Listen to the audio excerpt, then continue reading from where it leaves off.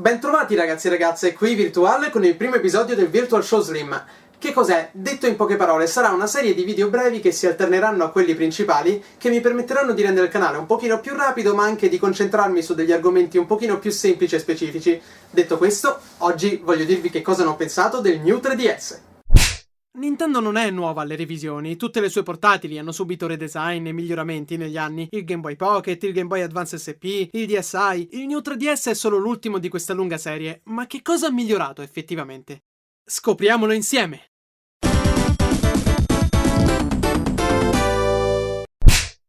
Innanzitutto partiamo dal design. Sia il New 3DS Standard che il New 3DS XL non sono un enorme stravolgimento se paragonati al vecchio modello, ma possiamo subito notare come questa revisione abbia delle aggiunte significative, come 2 tasti dorsali addizionali e l'aggiunta del C-Stick, di cui parlerò a breve. Se paragonato al primo modello di 3DS, inoltre si può notare come gli schermi siano leggermente più grandi e come la disposizione dei tasti Home, Start e Select sia cambiata, così come quella della gestione del volume e dello slot cartuccia. E poi i bottoni sono un riferimento a quelli del Super Nintendo, come si fa a non amare un dettagliuccio del genere? Ma ritorniamo al C-Stick, una delle aggiunte più importanti di questa revisione. La sua utilità è la stessa di uno stick destro, ma funziona in modo leggermente differente, visto che più che un vero e proprio analogico è un gommino sensibile alla pressione, molto utile per la gestione della telecamera in giochi come Majora's Mask 3D o del mirino in altri come Kid Icarus Uprising. All'inizio risulta leggermente scomodo, visto il suo peculiare funzionamento. Uno stick destro tradizionale forse sarebbe stato più consono, ma ci si fa l'abitudine.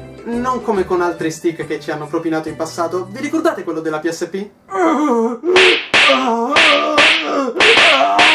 Il sistema vanta anche un effetto 3D largamente migliorato rispetto al modello precedente. Non solo è semplicemente di qualità migliore, con meno riflessi e sdoppiamenti delle immagini, ma presenta anche una tecnologia di head tracking che segue, entro certi limiti, i movimenti del vostro viso, rendendo l'effetto 3D molto più stabile. Anche il comparto sonoro è migliorato e risulta molto più potente, anche se lo slider risulta leggermente sbilanciato per quanto riguarda la gestione del volume.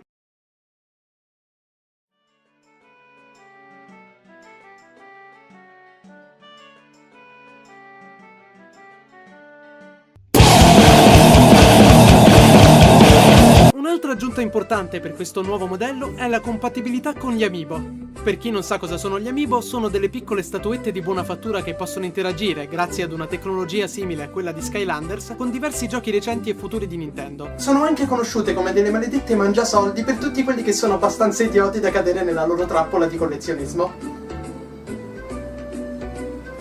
E io ci sono cascato.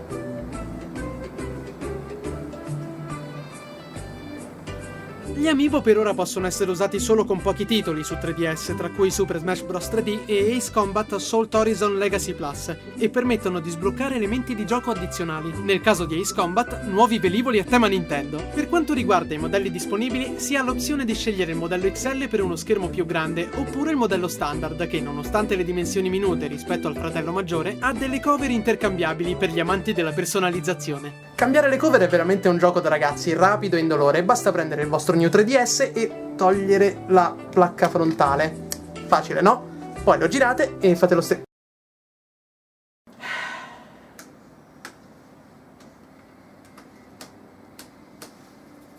A parte fattori estetici, il New 3DS vanta anche di un leggero potenziamento a livello di hardware, tanto da essere infinitamente più rapido del vecchio modello, a partire dalle transizioni tra menu principale e gioco, fino allo scaricamento di software digitale. In più, potrà far girare giochi esclusivi che possono usare quell'uncia di potenza in più, anche se, per adesso, l'unico vero esempio di ciò è Xenoblade Chronicles 3D. Ma quindi il verdetto finale è prenderlo o non prenderlo? Sicuramente le migliorie e le aggiunte sono notevoli per essere una semplice revisione. Ma vale veramente la pena fare il grande passo? Diciamo che dipende. Se avete già un 3DS e soprattutto un XL, direi che potete tranquillamente aspettare, anche perché il pericolo di giochi esclusivi per adesso è solo provato da un port di un gioco per Wii. Un ottimo gioco, come spiegato nel mio primo video, ma comunque un gioco già esistente. Per quelli che invece non hanno ancora un 3DS e intendono comprarlo, penso che il New 3DS sia la scelta ovvia. È un modello nettamente superiore su tutti i fronti, e anche il costo è ragionevolmente basso per essere una nuova revisione. Questo è tutto ciò che avevo da dire sul New 3DS, spero che abbia chiarito i vostri dubbi su cosa può effettivamente fare questo modello rispetto al precedente